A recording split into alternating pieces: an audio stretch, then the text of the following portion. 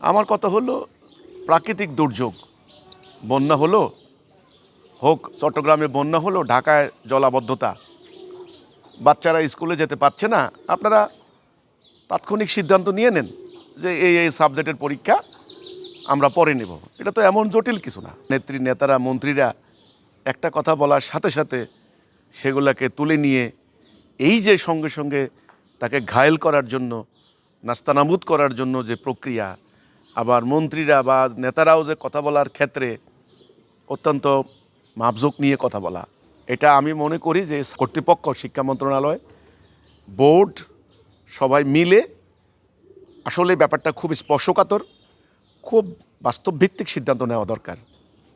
দেখেন, আমি কিন্তু গত 2-3 দিন থেকে বিষয়টা পুরো খেয়াল করছি অনলাইনে, এবং বিভিন্ন চ্যানেলেও কিন্তু এগুলো আসছে। আমাদের বাংলাদেশের সামগ্রিক পরিস্থিতি আমি খুব ভালো দেখি না।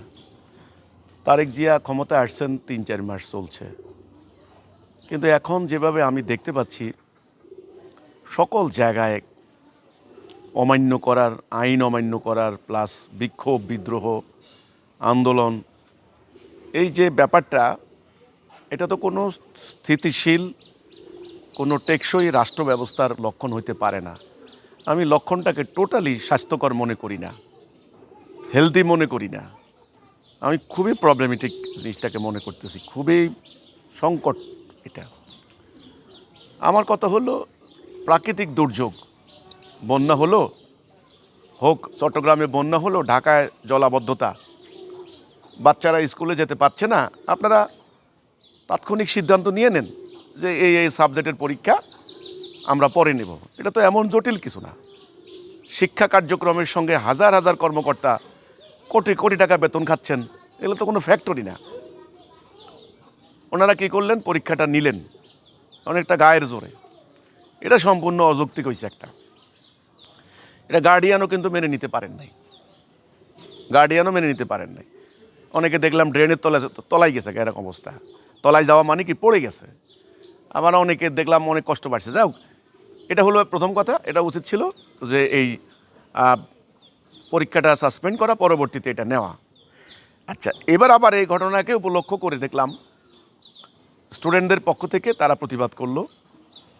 এখন এই স্টুডেন্টরা কিন্তু জুলাই আন্দোলন করেছে, কিন্তু বেশি দিন হয়নি, এখনও কিন্তু ওদের স্লোগানের সুর কিন্তু চেঞ্জ হয়নি, প্রায় 2 বছর হয়ে গেছে। এবং ওই আন্দোলনের পরিপ্রেক্ষিতেই বিএনপি ক্ষমতা আসছে, সোজা হিসাব যেটা বলা হয়। এখন শিক্ষামন্ত্রী পদত্যাগ, শিক্ষামন্ত্রী আবার বলছেন ফার্মের মুরগির সঙ্গে তুলনা দিচ্ছেন। তো এখন এই কথাগুলি তো এটাই আমার কথাটা এটাই। এখন নেত্রী, নেতারা, মন্ত্রীরা একটা কথা বলার সাথে সাথে সেগুলোকে তুলে নিয়ে এই যে সঙ্গে সঙ্গে তাকে ঘায়েল করার জন্য, নাস্তানাবুদ করার জন্য যে প্রক্রিয়া, আবার মন্ত্রীরা বা নেতারাও যে কথা বলার ক্ষেত্রে অত্যন্ত মাপজোক নিয়ে কথা বলা, তো সব কিছু মিলিয়ে আমি কিন্তু আসলে ব্যাপারটা খুব ভালো মনে হচ্ছে না। এটা ভালো না কোনো দিক থেকে। আপনি কোনোভাবে একটা শব্দ বলে ফেললেন, সাথে সাথে আপনার 14 গোষ্ঠী উদ্ধার করে দিল, আপনার সমস্ত মিডিয়া, ইউটিউবার। এটা কি হলো? আবার দেখা যাচ্ছে শুধু কথায় কথায় আন্দোলন, কথায় কথায় সংগ্রাম, কথায় কথায়, আসল কথা হচ্ছে মানুষ হতাশ, মানুষ বঞ্চিত, মানুষ অসহায়।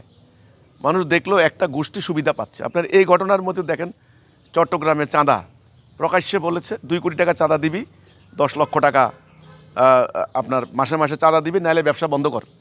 এইটা লক্ষ লক্ষ মানুষ দেখছে।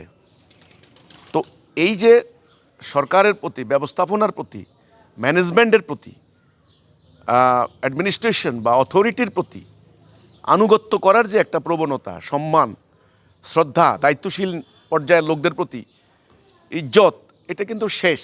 আমার কথা হচ্ছে এইটা কিন্তু আসলে ওইটা শেষ।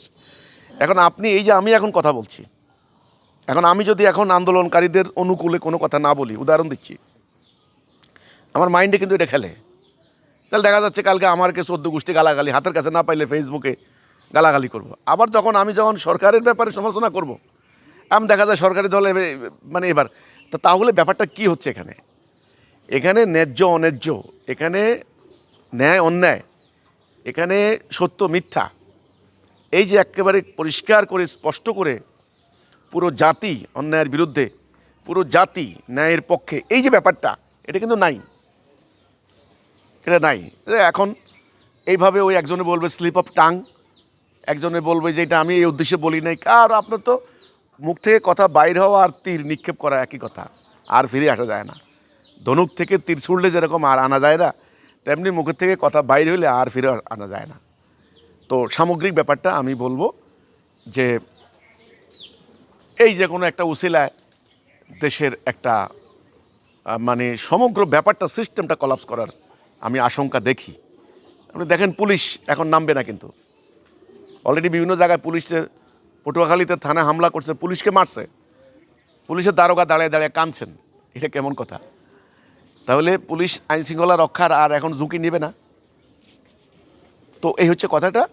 আপনার এই স্টুডেন্টদের যে আন্দোলনের যে ব্যাপারটা, এটা আমি মনে করি যে মানে কর্তৃপক্ষ, শিক্ষা মন্ত্রণালয়, বোর্ড সবাই মিলে আসলে ব্যাপারটা খুব স্পর্শকাতর, খুব বাস্তবভিত্তিক সিদ্ধান্ত নেওয়া দরকার।